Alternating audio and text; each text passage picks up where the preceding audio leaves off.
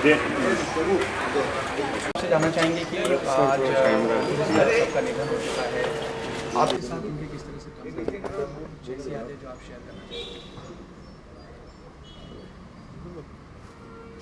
इतने टैलेंटेड और इतने ही खूबसूरत इंसान। हमारे साथ 2 फिल्मों में काम किया था उन्होंने, मृत्युदंड में और चक्रव्यूह में। बट हमारे ताल्लुकात फिल्मों से भी ज़्यादा आपसी थे। वो बड़े प्यार से हमको छोटे भैया कहते थे हमेशा। बहुत मिस करेंगे हम लोग उनको। Is a very good soul. बहुत मतलब उनकी आत्मा बड़ी साफ और बेबाक थी। वो कुछ छुपाते नहीं थे, बोलते थे। और जो कभी मलिन नहीं देखा उनका चेहरा या मन। भगवान उन्हें शांति दे और उनके परिवार को शक्ति दे ऐसे समय में। हम कलाकार तो सभी मिस करेंगे उनको, और फिल्म इंडस्ट्री के लिए बहुत बड़ी क्षति है। बहुत अच्छे हिंदुस्तान के ही नहीं, पूरी विश्व के कलाकारों में उनका नाम लिया जाता था। God bless his soul. मृत्युदंड और चक्रव्यूह के दौरान की कोई ऐसी याद शूटिंग के दौरान जो आपको हमेशा उनके जवाब मिलते होंगे, उनसे उसके बारे में बातचीत नहीं, काम के ही मामले में उनकी जो डिवोशन थी, उनकी जो पकड़ थी काम पे, वही सबसे बड़ी बात थी। और मतलब बहुत ही खुशमिजाज आदमी थे। तकलीफ में भी रहते थे तो कभी उनका चेहरा मलिन नहीं देखा। Really miss him. नहीं, मुझे पता नहीं था इस बारे में। मुझे सुबह पता चला तो बताया कि शायद यहीं पे आने वाले हैं, तो मैं आ गया मिलने देखने। Thank you. ये दे देना, कॉपी दे देना। हाँ, रूसी में जा रहा है, बोल खटाफट निकाल।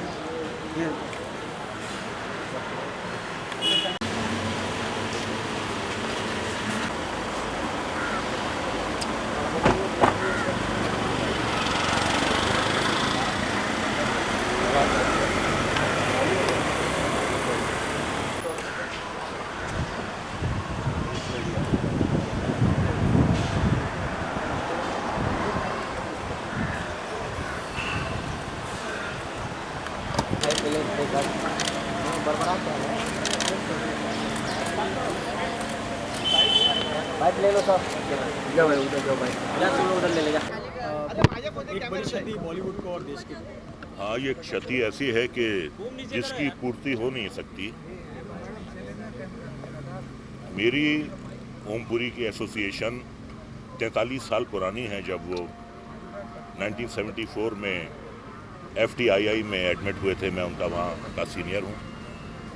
एक एक लम्हा मैंने उन्हें आगे बढ़ते हुए देखा है।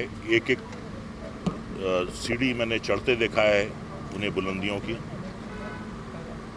बहुत ही मामूली शक्लो सूरत होने के बावजूद उनका टैलेंट था, उनका सुपर टैलेंट था, जिसकी बदौलत वो इतनी बुलंदी पर पहुंचे हैं।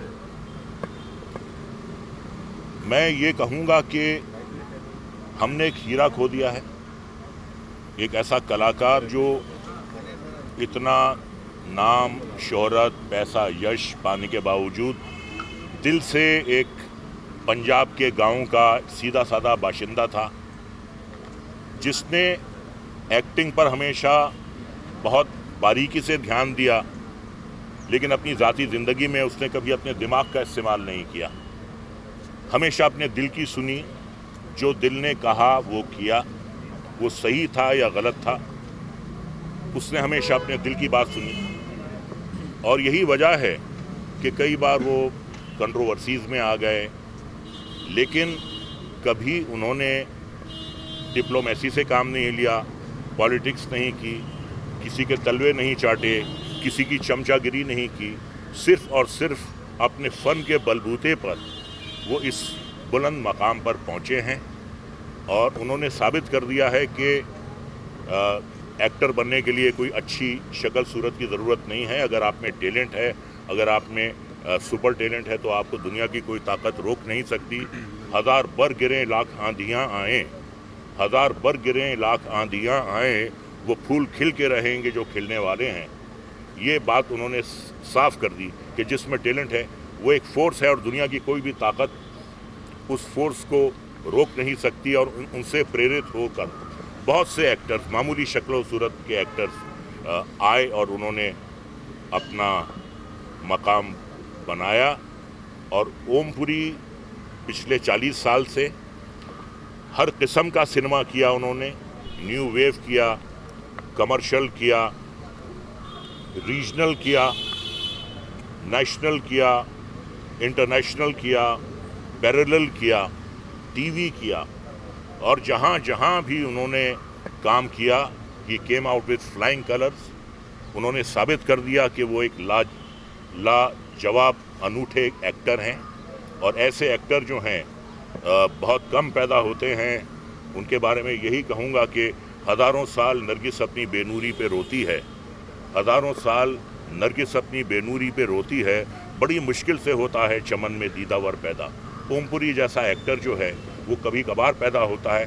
मुझे सिर्फ उनसे ये शिकायत है कि उन्होंने अपनी सेहत का ख्याल नहीं रखा। और जैसा कि मैंने आपसे कहा कि वो हमेशा दिल की बात सुनते थे और दिल ही की बात पे अमल करते थे, उस वजह से उन्हें काफ़ी कंट्रोवर्सीज़ का सामना करना पड़ा, घर के बाहर भी और घर के अंदर भी। और उस वजह से मेरे ख्याल से उन्होंने बोतल का सहारा लिया और जिसका बहुत बुरा असर उनकी सेहत पर पड़ा। पिछले कई दिनों से उनके हाथ पाँव में रेशा आ रहा था और बहुत ज़्यादा मेरे ख्याल से वो शराब पी रहे थे। तो वो जो उनके दिल में आता था वो कह देते थे और बाद में उन्हें उस पर नदामत भी होती थी, बाद में उन्हें शर्मिंदगी भी होती थी, लेकिन वो हमेशा दिल की बात कहते थे। कभी उन्होंने डिप्लोमेसी से काम नहीं लिया। तो मैं ये कहूँगा तमाम उनके जो कंटेम्प्रेरीज़ हैं, जो उनके जूनियर्स हैं, कि भैया अपनी सेहत का ख्याल रखो, try to lead discipline life. अगर घर के बाहर चैन नहीं है और घर में चैन है तो आदमी लड़ सकता है, लेकिन अगर हर मोर्चे पे चैन नहीं है तो फिर लड़ना जो है बहुत मुश्किल होता है। और शराब का सहारा जो है वो एक नकली सहारा है। शराब के सहारे से ना आज तक कभी कोई कुछ कर पाया है और ना ही कोई बच पाया है इस आदत से। Thank you, thank you.